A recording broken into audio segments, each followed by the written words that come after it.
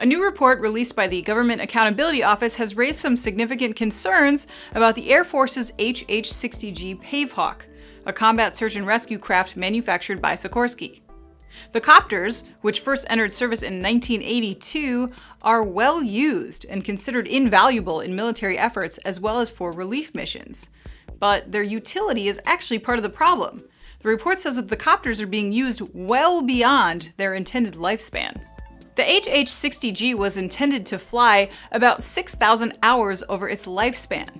But the GAO says that the helicopters currently in service have eclipsed that recommendation by over 1,000 hours on average. The result of using them beyond their initially designed service life has been a decline in condition and an increase in maintenance time that's being dedicated to them. Most at risk for failure seem to be the airframe, or the main structure of the craft, as well as flight controls and turboshaft engines. The report says that for each manned flight hour, an average of 25 hours of maintenance is required, compared to 21 hours just a few years back. For more in-depth maintenance issues, there's been a 40% increase in the time spent. But according to a report by military.com, there's a plan to remedy the situation, and it's twofold.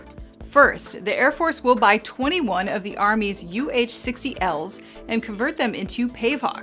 Secondly, there are 112 new combat recovery helicopters, known as the HH-60W, on order.